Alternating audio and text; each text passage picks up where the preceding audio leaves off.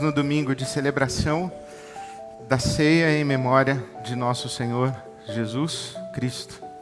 E eu quero lhes dar a palavra de Deus e o evangelho dessa noite para orientar a nossa participação e a nossa aproximação da mesa do Senhor. Eu leio a primeira carta de Paulo aos Coríntios no capítulo 11. Primeira carta de Paulo aos Coríntios no capítulo 11. Uma palavra séria, grave, contundente, uma exortação, uma advertência, uma admoestação do apóstolo Paulo para todos nós que ousadamente estendemos as mãos para esta mesa, nos apropriamos do corpo, do sangue de Cristo Jesus. Diz o apóstolo Paulo em Coríntios capítulo 11, primeira carta, a partir do verso 27. Todo aquele que comer o pão ou beber o cálice do Senhor indignamente, será culpado de pecar contra o corpo e o sangue do Senhor. Examine-se cada um a si mesmo, e então coma do pão e beba do cálice. Pois quem come e bebe sem discernir o corpo do Senhor, come e bebe para a sua própria condenação. Por isso há entre vocês muitos fracos e doentes, e vários já dormiram. Dormiram é eufemismo para morrer. Vários já morreram. Há entre vocês, muitos fracos e doentes, e vários já morreram. Mas se nós tivéssemos o cuidado de examinar a nós mesmos, não receberíamos juízo. Quando, porém, somos julgados pelo Senhor, estamos sendo disciplinados para que não sejamos condenados com o mundo. Palavra contundente do apóstolo Paulo e surpreendente. Porque o versículo 24 desse capítulo 11 que acabamos de ler da primeira carta aos Coríntios, cita palavras de Jesus, que quando distribui o pão aos seus discípulos, diz: este é o meu corpo, que é dado em favor de vocês. Este é o meu corpo que é dado em favor de vocês, para abençoar vocês, não para a sua condenação, mas em favor de vocês. Mas ao mesmo tempo o apóstolo Paulo diz que podemos nos aproximar do corpo de Cristo, e participando indignamente, fazermos isso para a nossa própria condenação. Como que o corpo de Cristo, que é dado em nosso favor, pode ser apropriado por nós contra nós? Diz o apóstolo que isso acontece quando comemos o pão ou bebemos o cálice do Senhor indignamente. O que significa o indignamente? O que é comer e beber indignamente? Para responder essa pergunta, eu preciso fazer duas observações. A primeira é que quanto mais eu estudo a Bíblia, mais eu tenho dificuldade em afirmar com certeza o que ela está dizendo. Mas ao mesmo tempo, mais facilidade eu tenho de conhecer a mim mesmo. Isto é, quanto mais eu estudo a Bíblia, a impressão que eu tenho é que menos eu conheço a Bíblia e mais eu conheço a mim mesmo. Tiago, o apóstolo, diz que a palavra de Deus é como um espelho em que a gente se contempla. E quando nos expomos à palavra de Deus, ela nos desvela, ela nos revela, ela nos mostra para nós mesmos. Enquanto lemos a palavra de Deus, ela nos lê. Então, quanto mais eu estudo a Bíblia, eu tenho mais dificuldade em afirmar com certeza é isso que ela está dizendo, e mais facilidade eu tenho de perceber a mim mesmo. Isto significa que houve um tempo da minha vida em que eu me ocupava muito em estudar o que a Bíblia diz. E hoje, e cada vez mais, eu tenho me ocupado em prestar atenção no que a Bíblia me diz. Não só o que a Bíblia diz, mas também e principalmente o que a Bíblia me diz. A segunda observação que eu queria fazer é que a palavra de Deus, ela fala da condição humana. Mesmo quando cita nomes, mesmo quando a Bíblia está contando para nós a história de Caim e Abel, a história de José no Egito, a história de Moisés, de Davi, de um profeta como Daniel, quando a Bíblia está falando de João Marcos, Saulo de Tarso, mesmo quando a Bíblia cita Ana, Débora, Maria, Isabel, mesmo quando a Bíblia cita nomes, a Bíblia está falando da condição humana, está falando de nós. E por isso devemos aplicar e evitar esta tentação de aplicar a Bíblia para este ou aquela pessoa, porque a Bíblia está falando para todos nós. Então, quando o apóstolo Paulo diz, aquele que come e bebe indignamente, come para a sua própria condenação, e é por isso que existem entre vocês fracos, doentes e alguns que já morreram, nós poderíamos até pensar, agora entendi porque aquele fulano morreu. Mas não vamos pensar no fulano, na Beltrana, vamos pensar em nós mesmos. A Bíblia fala de todos nós, então vamos pensar da nossa condição humana. E vamos cada um pensar naquilo que a Bíblia diz a nós. Por isso, quando olhei esse texto sobre o indignamente, eu ouvi a palavra de Deus falando algumas coisas para mim. O senso comum diz que o indignamente é em pecado. O que é comer e beber indignamente? É em pecado. Por isso é que num domingo como esse, invariavelmente alguém me procura após a celebração e diz assim, pastor, hoje eu não participei da ceia, porque eu estou em pecado. Ou, pastor, a minha situação nesse momento da minha vida é assim, assim, assim. Eu poderia ter participado da ceia, porque não participei. Pessoas dizem assim, eu não participei porque não me julguei digno, não me julguei digna de participar. Eu acho muito interessante e eu quero dar uma notícia para você, aliás duas, uma boa e uma ruim. A ruim é que você está sempre em pecado, meu irmão. Não tem um dia que você não está em pecado.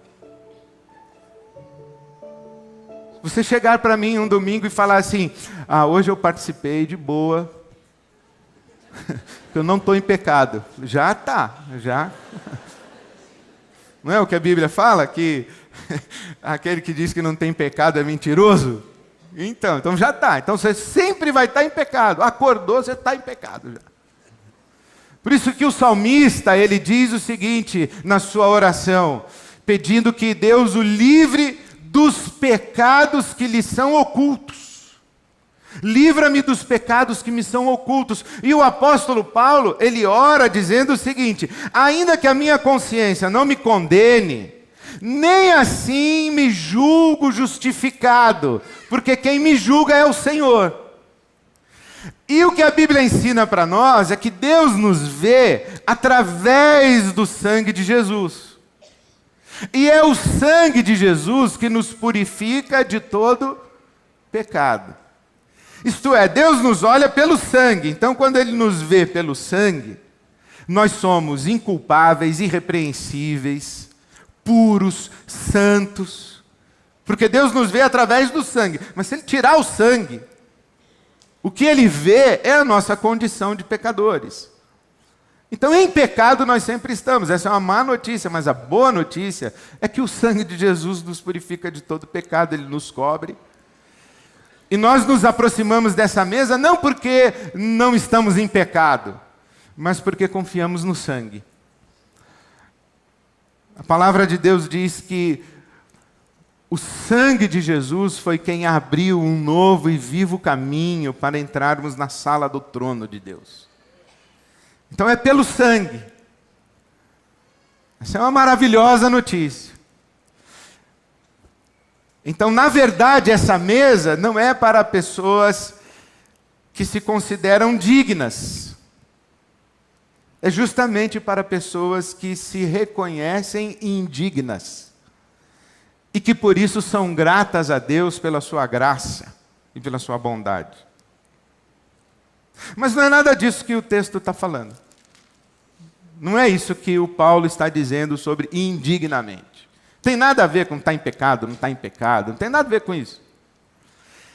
O indignamente, que o apóstolo Paulo aí nos exorta, está esclarecido e explicado nos versículos de 20 a 22, desse capítulo 11 que nós lemos. O que é o indignamente?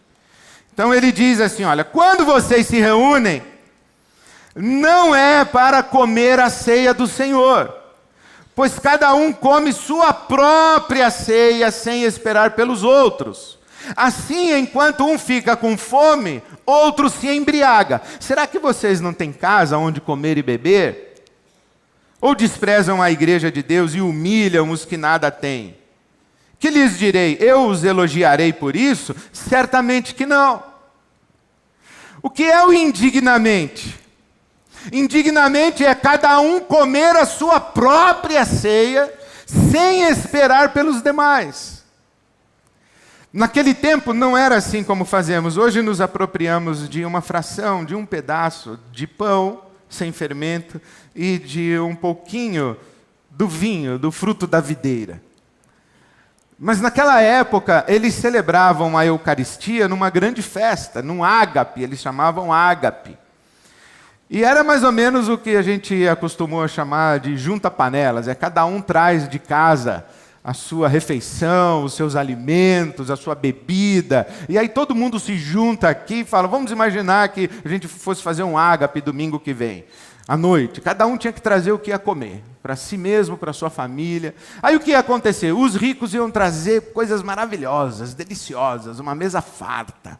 E os pobres trariam pouca coisa, e alguns pobres, inclusive, trariam nada. E o que acontecia na igreja de Corinto é que os ricos comiam e se refestelavam, inclusive se embriagavam, enquanto outros passavam fome. E Paulo está dizendo, cada um come a sua própria ceia, sem esperar pelos demais. Então, o que é o indignamente?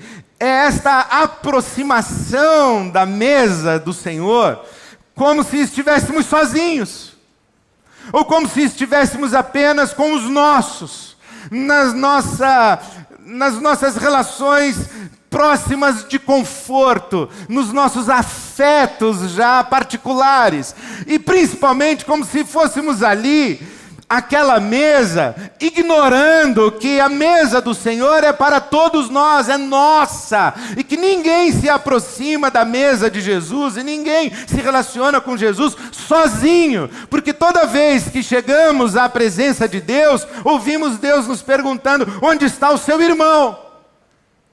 Sempre, ninguém chega sozinho. O indignamente é pensar que a minha relação com Jesus é algo que diz respeito somente a mim e a Jesus, e que a minha vida não tem nada a ver com a sua, e que a sua não tem nada a ver com a minha. O apóstolo Paulo está dizendo, esperem uns pelos outros. Façam isso comunitariamente, coletivamente, nunca sozinhos. O pecado é o individualismo, o pecado é o egoísmo, o pecado é esse egocentrismo, quando nós nos apropriamos de Deus para nós, como se estivéssemos aqui sozinhos na presença de Deus. Não é possível isso. Aí você me diz, pastor, então mais uma vez você está nos exortando a cuidar dos pobres? Sim, estou, porque a Bíblia Sagrada diz isso. Não faz sentido um mundo onde tem gente que tem muito e tem gente que tem nada e passa fome.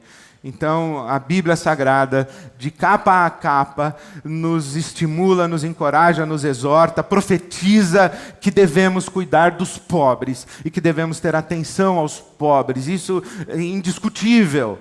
Isso não está em discussão na Bíblia Sagrada.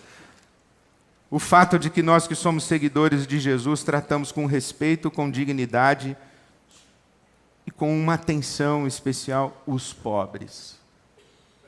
Então estou ensinando isso sim. Talvez você me diga assim, pastor, estou gostando dessa sua fala e fala mais, porque eu me sinto uma dessas pessoas à margem.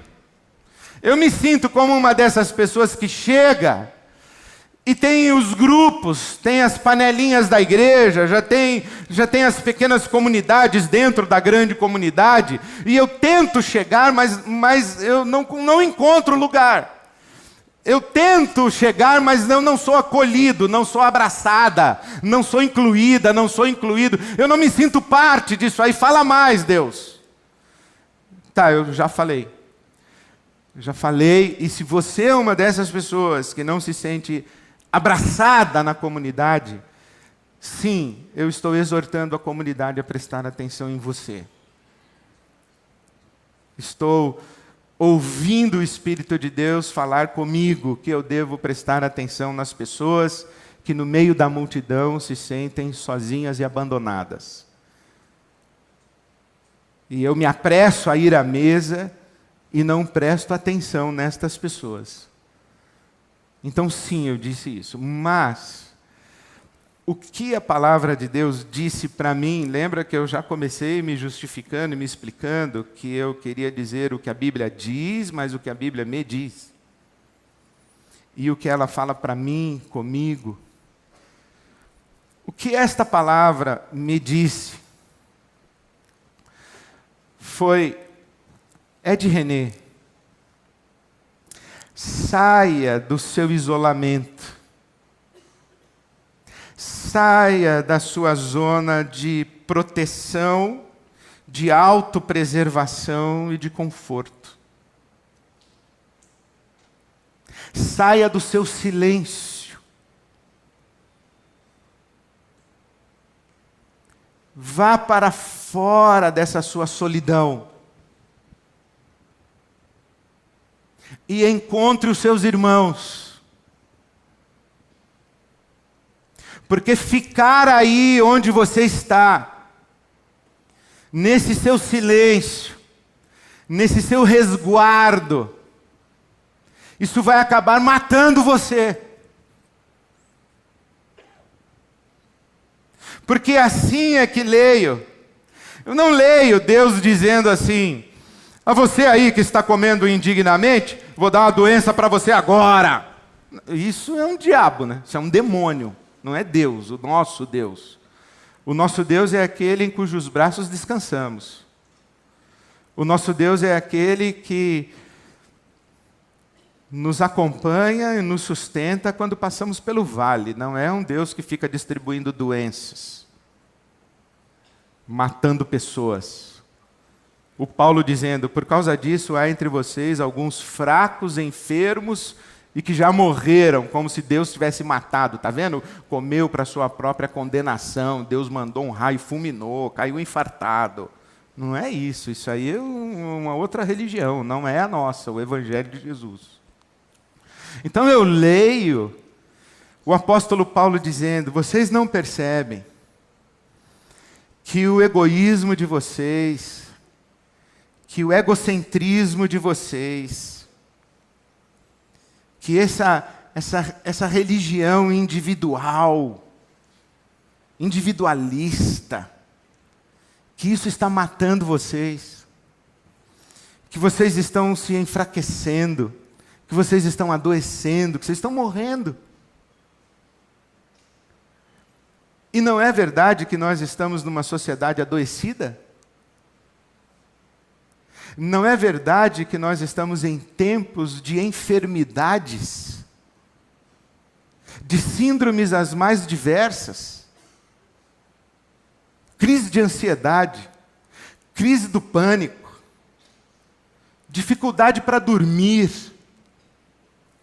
Hoje mesmo recebi uma mensagem de um homem dizendo: eu tenho pesadelos recorrentes, eu acordo de madrugada, dificuldades para dormir, terror noturno na vida adulta, medos, insegurança quanto ao futuro, apatia, irritabilidade, desânimo para empreender, falta de criatividade, conflitos de relacionamentos, hostilidades, ambientes familiares tensos. Isso tudo é enfermidade. E a palavra de Deus está dizendo para nós: vocês não percebem, vocês estão adoecendo, isso vai acabar matando vocês. Saiam de dentro de si mesmos. Alguém diria: pastor, eu não saio, porque se eu saio, se eu falo de mim, se eu me exponho, eu sou rejeitado, eu sou ridicularizado, eu vou sofrer bullying, eu vou ser motivo de escândalo nas mídias sociais, eu não posso me abrir, eu não posso me expor. Sim, é verdade, há muita gente que se machuca, e já se machucou porque se expôs, porque se abriu. Mas eu ouvi também o Espírito de Deus me dizer: Ed, isso aí é verdade, mas isso é uma grande desculpa, porque você não se expõe, você não se abre, você não se mostra, porque você é orgulhoso e vaidoso, porque você está preocupado em preservar a sua reputação, zelar pela sua imagem de pessoa sensata, equilibrada, perfeita. É por isso que você não fala das suas fraquezas, dos seus medos. É por isso que você não fala do seu pecado. É por isso que você não confessa para os irmãos. É por isso que você fica aí preso. Isso é orgulho e vaidade. Isso vai acabar matando você. Deus não disciplina pessoas vulneráveis emocionalmente, estressadas, esgotadas. Eu não estou falando de enfermidades emocionais, psicossomáticas. Não estou falando disso. A Bíblia não é um livro de autoajuda, Jesus não é seu psicólogo. Eu estou falando de pecado, o pecado do orgulho e da vaidade. O pecado do ensimesmamento, que ignora a presença de Deus no próximo. O salmista diz: enquanto eu calei o meu pecado, os meus ossos envelheceram e apodreceram. Porque eu não falei. Não confessei. A confissão nos cura. Tiago escreve dizendo isso: está alguém enfermo? Chame os presbíteros. Porque a confissão cura. Sair de dentro do silêncio. Ir a conversas mais profundas do que as trivialidades do dia a dia. A vida da vizinha, o futebol, a política, o presidente, o partido, a igreja. Todos são temas importantes, mas eles podem ser uma grande cortina de fumaça, onde nos escondemos de falar de nós mesmos, falar dos nossos pensamentos, dos nossos sentimentos. Isso é ser autêntico. Autêntico não é falar o que pensa. Falar o que pensa, às vezes, é uma expressão de falta de educação, de estupidez e ignorância, desrespeito para com quem está ouvindo. A autenticidade é falar de si. Falar o que penso e falar o que sinto. Falar lá do fundo da minha alma. E não é verdade que precisamos construir ambientes seguros para que as pessoas se sintam encorajadas a falar de si, a repartir as suas dores, repartir as suas feridas, as suas culpas, falar da sua intimidade. Precisamos criar ambientes seguros de escuta amorosa, escuta generosa.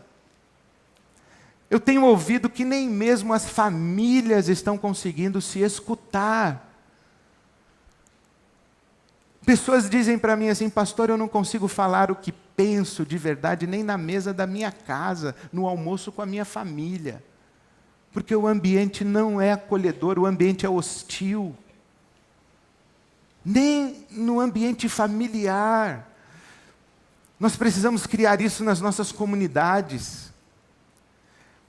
E Deus tem falado isso muito ao meu coração. E eu chego ao Movimento Casa, que começamos na quinta-feira passada, com mais de 3.500 casas acompanhando ao vivo. Eu fiquei muito feliz. Porque o Movimento Casa é um sopro de Deus para nós. Porque quando comecei a convidá-los para encontrarmos quinta-feira à noite, no ambiente virtual, e eu disse: abra sua casa, convide pessoas para que estudemos juntos a Bíblia. Quando lá em maio eu comecei, eu disse: vamos juntos estudar a Bíblia. Mas à medida em que fui lendo a palavra de Deus, orando, conversando, ouvindo pessoas, o meu coração foi mudando, foi caminhando, e Deus me trouxe a um lugar chamado roda de conversa.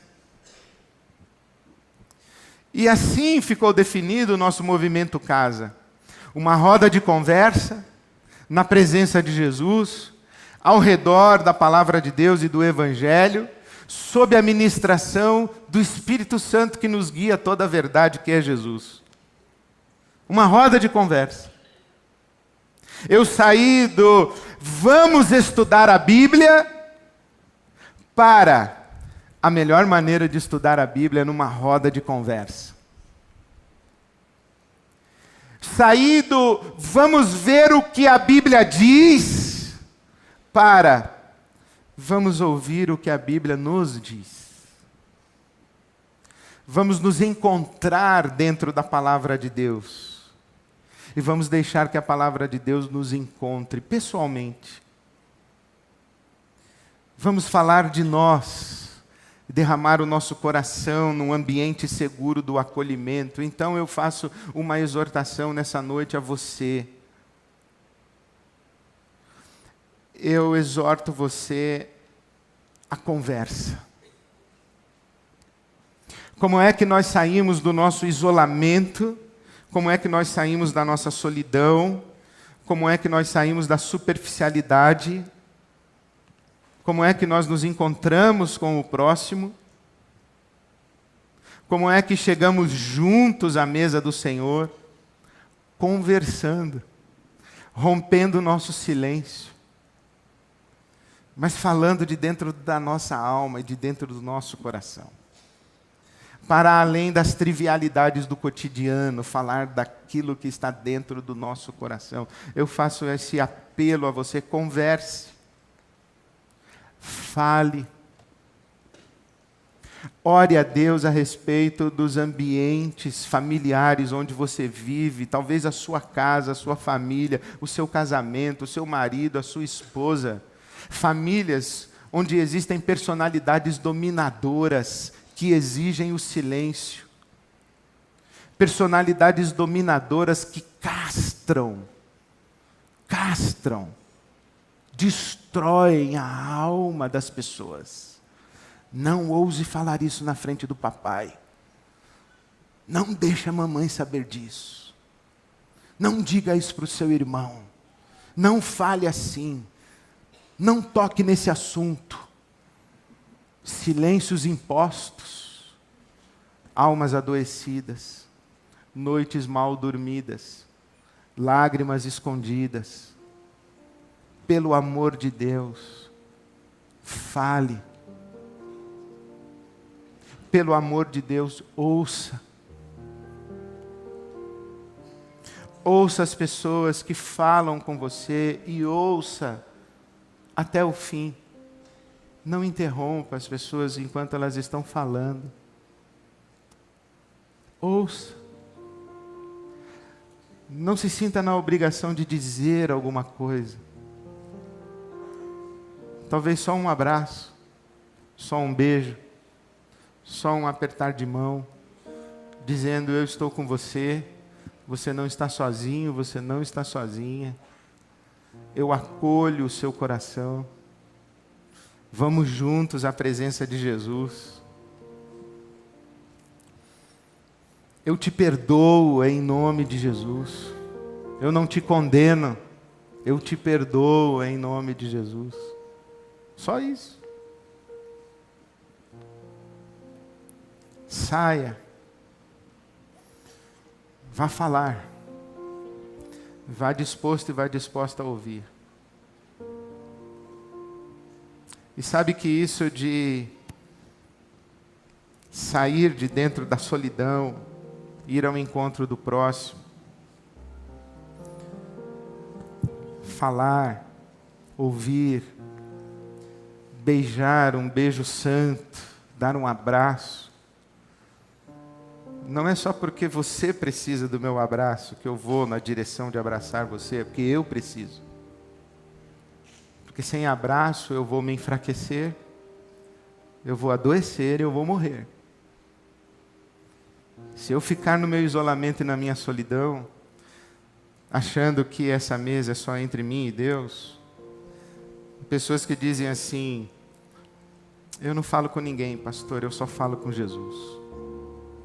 Você não fala com Ele. Desculpa. Se você só fala com Jesus, você não fala com Ele. Se você não é capaz de amar o seu irmão, a quem você vê, como é que você acha que é capaz de amar a Deus, a quem você não vê? Se você não é capaz de ouvir a voz de quem ama você, como é que você diz que ouve a voz de Deus que você nem vê? Pelo amor de Deus, converse. Converse de maneira santa na presença de Jesus e creia que o Espírito Santo de Deus vai fortalecer você, vai curar você, vai ressuscitar em você aquilo que está morto. Porque nessa mesa, nesse sangue, nesse corpo dado em nosso favor, aqui tem perdão, aqui tem restauração, aqui tem salvação, aqui tem redenção, aqui tem transformação. Quando? Quando chegamos juntos, quando chegamos em comunhão, quando chegamos abraçados, quando esperamos uns pelos outros. Então, olhe para a pessoa que está ao seu lado e diga: vamos juntos a essa mesa, eu não vou se você não for comigo. Ela pode demorar mais para chegar, você diz: eu espero você chegar. Nós vamos aguardar e nós vamos participar juntos. Hoje pela manhã foi tão lindo e constrangedor, porque tínhamos muita gente em pé e foi difícil distribuir para todo mundo, demorou. Mas a gente espera para chegarmos juntos, juntos. Ouça o que o Espírito diz ao seu coração. Derrame o seu coração diante de Jesus e leve com você essa multidão de gente que habita você, que você ama e que te ama, e a multidão de desconhecidos. Essa mesa é para uma grande família que se chama humanidade.